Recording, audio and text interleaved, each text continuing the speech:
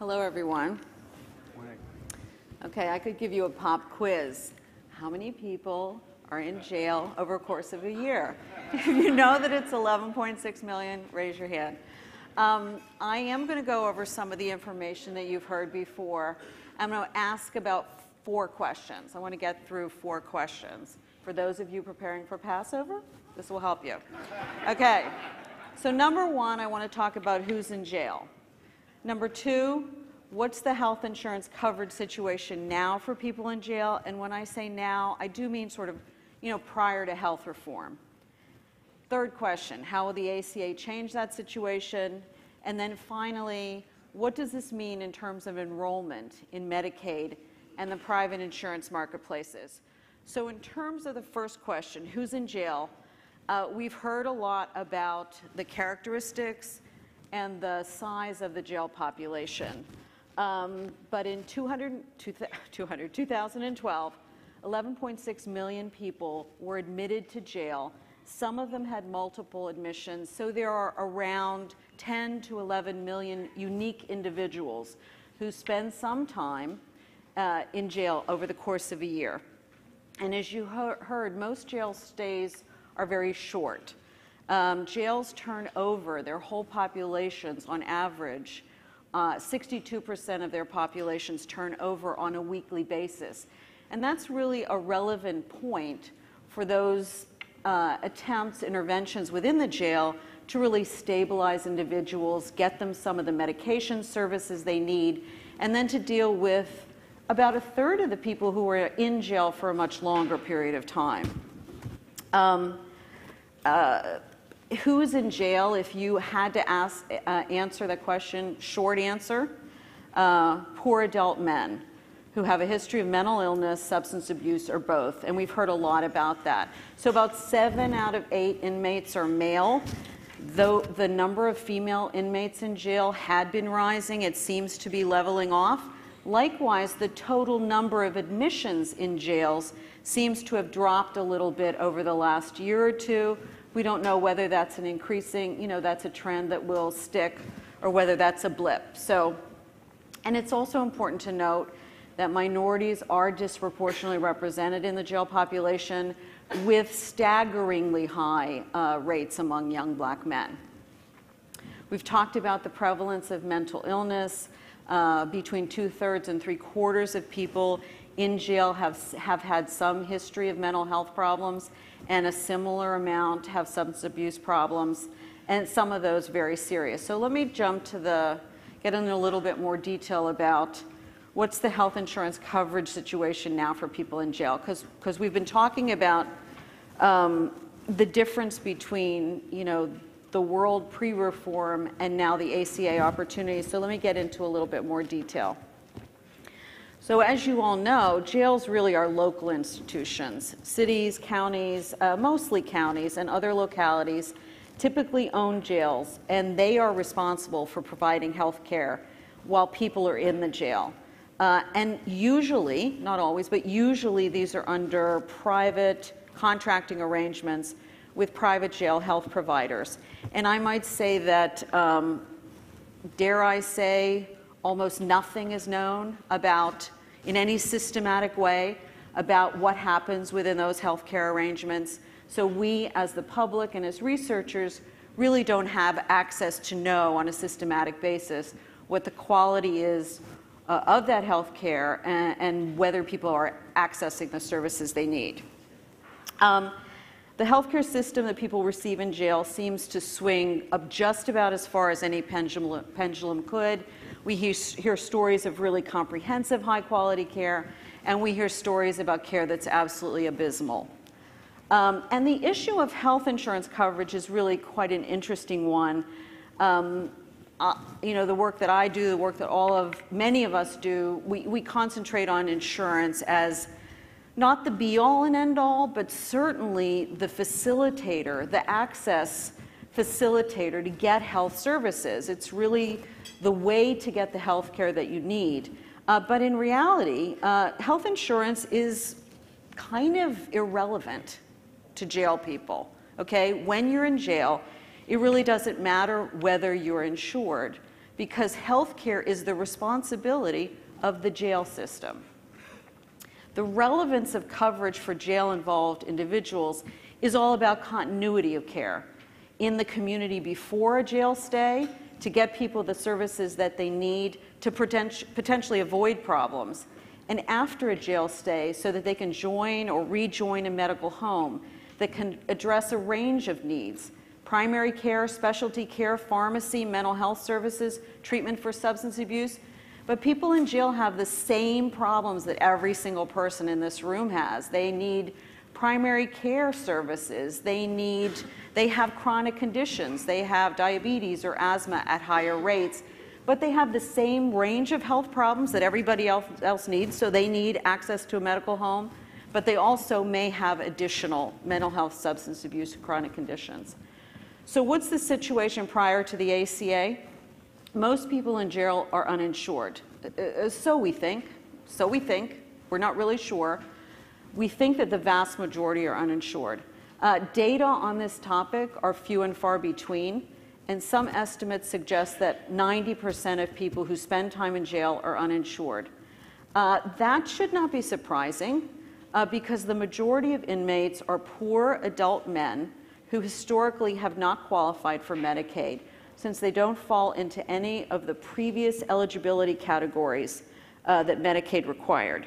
And so we have in Dr. Summers, one of the national experts in Medicaid. He can give you the real big nuances of any aspect of Medicaid, but I will just tell any of you who are not really familiar with the Medicaid program, it is a federal-state partnership. There are 50 different Medicaid programs, plus the district has a Medicaid, programs differ by states, and there are certain eligibility requirements that include income and also categorical membership into certain groups.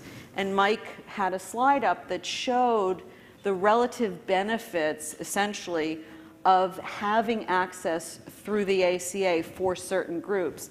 So what you saw was children are already covered at pretty high rates. Pregnant women are already covered at pretty high rates. Where you saw virtually nothing was adults without dependent children. And that's exactly where there's an intersection between people who are in jail and people who will be newly eligible for Medicaid. People in jail also historically have had difficulty getting private coverage, either because they work in jobs prior to being in jail, they worked in jobs that didn't offer health insurance, or it was out of their reach because of the price. And people in jail do not receive services paid by Medicaid, even if they're eligible for the program. Although Medicaid and Medicare always have covered people who have been in jail, there's no prohibition against covering someone who has been in jail or prison. Medicaid doesn't provide coverage or payment for people while incarcerated. So some people could have come into jail covered by Medicaid, but we heard this before, jails, often counties would terminate Medicaid coverage, although they have an option to suspend that coverage. So terminating, rather suspending, has some real implications. If you terminate someone's coverage while they're in jail, when they get out, they have to do the whole start from scratch process of re-enrolling, creating even greater discontinuities in care, difficulty accessing really important services, and we've heard about the risk period right after someone is released into the community that is so counterproductive for really finding good, accessible health care. So some states, and with guidance now for CMS encouraging this, some states suspend rather than terminate Medicaid benefits while someone's in jail. And of course, if someone's in jail for a few days, it is unlikely that their coverage is going to, that the system is going to get to the point where they're going to terminate coverage. This is really more relevant for people who spend a little more time in jail. So states can decide to suspend coverage, which has two big benefits. One is that the person doesn't need to re-enroll once released. So they just have their enrollment reactivated. The second benefit is that if someone in jail needs to be hospitalized outside of the jail, their Medicaid enrollment can be, immediately triggered, and that stay, if it's an, overnight stay, can be covered by the Medicaid program. So how will the ACA change that situation? We've heard the term game changer. I really think that's true. It's a whole new ball game right now. Because the majority of people in jail are poor adults, they'll be able to take advantage of new coverage and benefits, just like everybody else. So there's nothing special about the ACA for jail-involved people. They just happen to be the core group that has been traditionally left out of coverage for all of these years. So by removing its historical categorical requirements, Medicaid opens up coverage to people up to 130% of poverty. 25 states and the District of Columbia are already moving forward with the Medicaid expansion. In non-expansion states, opportunities for coverage will obviously be more limited. And jail-involved individuals in all the states may be able to get health insurance through private marketplaces, and many will benefit from premium subsidies. The ACA does address coverage of people incarcerated pending disposition. So you heard earlier, about 62% of people who are in jail have not been convicted. They're in jail pending disposition, and the ACA makes a distinction between that group and others in jail who have had a conviction. Under the ACA, coverage in the marketplace terminates immediately upon incarceration, except for the group that's pending disposition. So that means that people in jail covered in the marketplace could potentially retain coverage up to the point of conviction, but in practice, health plans will most certainly exclude these beneficiaries from coverage and payment while they're incarcerated, because that is the common practice now, and there's nothing in the ACA that specifically precludes that. I'm not going to, also the ACA coverage of essential benefits, including substance abuse and mental illness, is also a revolutionary, important, time has come issue, and will help everybody, including people who have spent time in jail. Let me get to the fourth question, which is, what does this actually mean in terms of enrollment? So we estimated, Sarah Rosenbaum, my co-author, and I estimated that about 25 to 30% of people released from jails could enroll in Medicaid in expansion states, and about 20% could enroll in a marketplace health plan. So what this means is about 1 of 6 new Medicaid enrollees and nearly 1 in 10 marketplace enrollees will be people with a jail stay. Is Allison Queller here? Is she here? So I based, I thought she was on the list. Okay, so props to Allison, because where did these numbers come from? Well, she and colleagues had done an estimate of prisoners who were released into the community. That was published in Health Affairs.